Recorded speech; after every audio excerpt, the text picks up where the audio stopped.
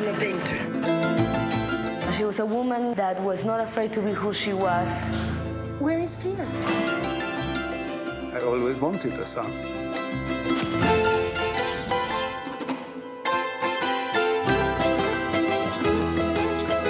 This is a very in-depth, beautiful, tormented, and exciting and funny love story. To Diego and Frida. Miramax Films is proud to present the true story of an uncompromising artist and her unbreakable passion for life. Starring Alfred Molina, Antonio Banderas, Valeria Golino, Ashley Judd, Mia Maestro, Edward Norton, Jeffrey Rush, and Salma Hayek as Frida. Diego! Who are you? What do you want? I have something important to discuss with you. I don't have time to chat with schoolgirls. I'm not a schoolgirl, Panzón. Okay, come on up here. No, you come down. We are telling a love story where the most important thing is endurance and unconditional love.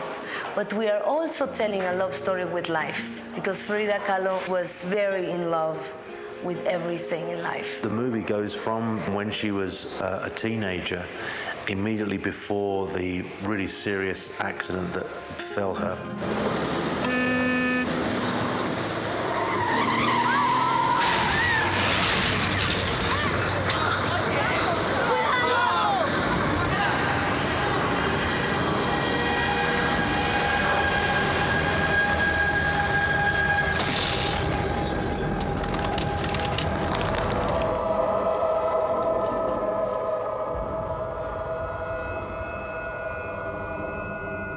It left her in great pain, and she underwent a series of operations throughout her life to help deal with it. We noticed that there was no more room left on your cast. So Frida used her art to recreate her life. She worked out her pain, her love, in a very, very personal way. Throughout her life, you could see these events that would culminate in a painting.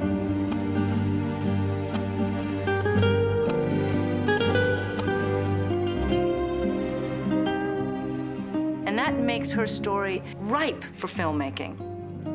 Frida and Diego had a very unique relationship. He was already quite famous when they met. He was already doing big, big murals that were big sort of commissions from the Mexican government.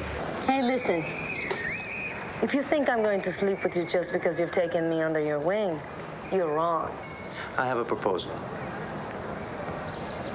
We will not sleep together. We will solemnly swear, right here, right now, that we will be friends only. Fine.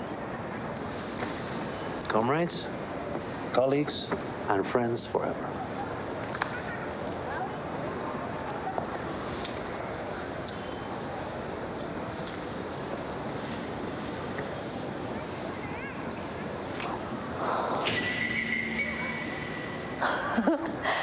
Did you arrange for that? Cost me a fortune. Frida knew from the beginning that her husband was going to be a womanizer. He says it. He says, I can't do nothing about it.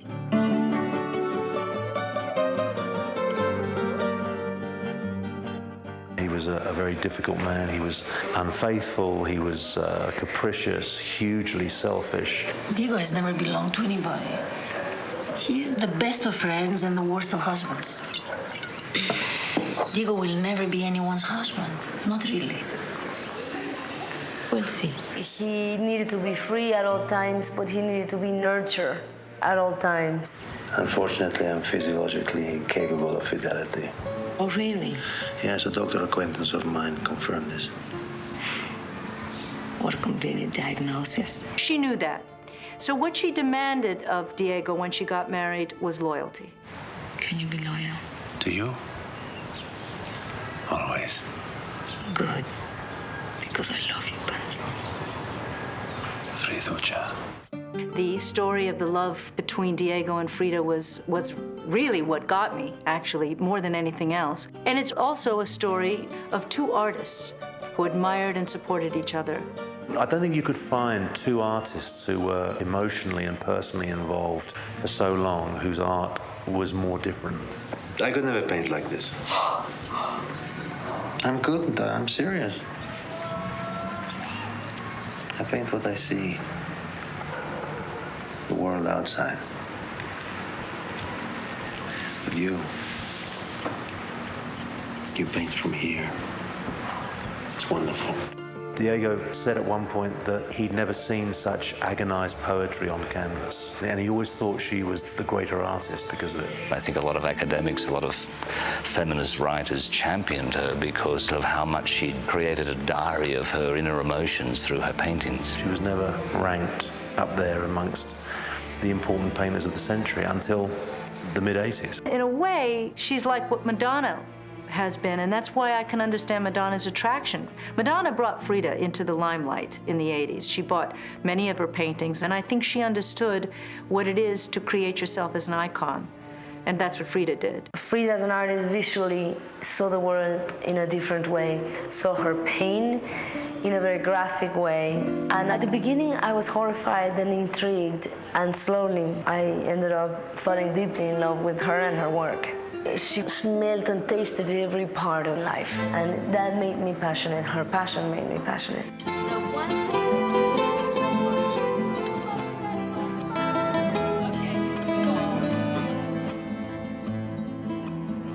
The first time I saw Salma as Frida was actually not in person. What I saw was she did a cover for a magazine, and it was quite extraordinary. If you think about the fact that Frida painted mostly self-portraits, somebody out there better look a lot like Frida, because we used the paintings. We recreated them, but we had the rights to the paintings. And Salma gets away with it. Frida Kahlo was prettier than her paintings. She liked to add the mustache and the paintings, and she made the eyebrow heavier because she was playing with her masculinity. Okay, let's do it. She's intelligent, she's passionate, she's been wanting to do this movie more than 8 years.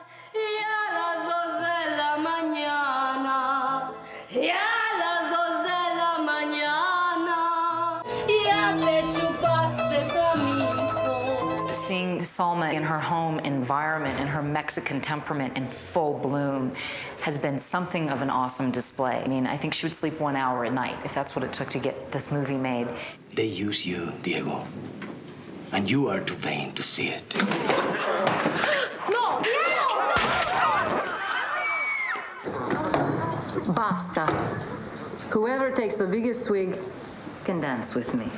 The story of Salma Hayek trying to get this movie made is probably almost as interesting as the story of Frida. It was a love affair. It was a total love affair with Salma. It was almost impossible because I needed so many names to get the money. So I had to go to France. Shall we? The first person I went to was my friend Ashley. And she left a couple messages, like quarter-hour intervals, so I knew something was up. And she said, Salma, and I thought she was going to say, Salma, I have to go. Call me later. She said, Salma, the answer is yes. And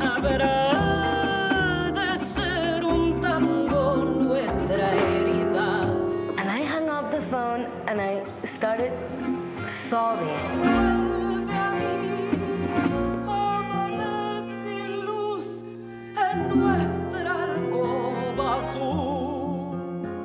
Then Edward jumped in and he wrote the script and also was going to play a cameo. Jeffrey, who I had talked about this for so long, Antonio, everybody working for scale.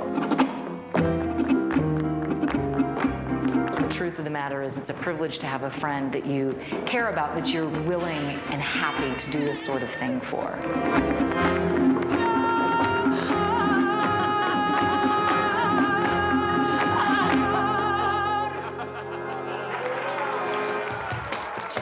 You know, if we think about that era, the 20s were much more outrageous than the 2000s and 2s. Mexico City was a mecca for thought, intellectuality, great artistic fervor. A group of opinionated, creative, passionate, volatile folks get together and hash out their ideas and sort of drink hard, argue hard, and basically in their hearts are trying to make the world a better place. I could not believe it. These people are idiots. They scream about Hitler's aggression and then sing Stalin's praises. Everyone says that Diego Rivera was the most charming man in the world. It's the way he looks at you and finds beauty in all your imperfections. It's irresistible. You'd never think it to look at him, but he said, half the women here. There's no way that a woman of that caliber of mind and creativity is going to love a guy who doesn't have tremendously great side to him. Charismatic, a great storyteller. He was larger than life. He was a genius. Action! Diego was a big man in many ways, not just because of his physical size, but because of his spiritual size, you know. And I think Alfred definitely has that. I've put on a whole bunch of weight to fill out here, and I mean, I was never a slim Jim to start with, you know, but I had to kind of like beef up a bit. Taking full brazen advantage. He's wonderful because he can show both sides of this Diego. Diego is a charmer and a rat, and you need someone as complex as Alfred Molina to be able to portray that.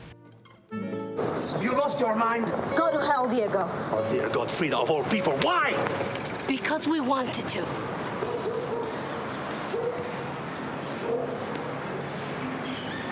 You've broken my heart, Frida.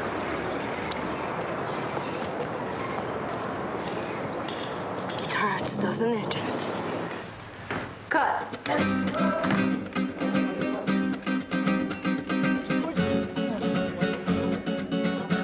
Julie has such a strong visual sense, and she can really choreograph and pull off a spectacle. When you look at Frida's paintings, there's something contained and also sort of hysterical about them. It was very important to have a style in the movie that incorporate this, and not just to tell a story, this happened, this happened, this happened. And I think Julie Taymor is the perfect person for this. There's an interesting thing that happens when you have a limited budget. You have to be more creative. Dear Christy, the invasion of Gringolandia has begun. They are never gonna know what hit them. One of the things I love about Julie's work as a director is that things aren't sacred. She gets right in there and shows you the heroic side and the dark side. Frida! Frida! I'm a beast. Yes. I'm an idiot, but it meant nothing, Frida, nothing. Frida, talk to me!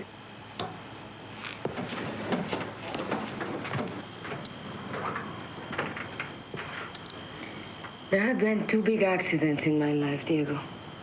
The trolley and you. You are by far the worst.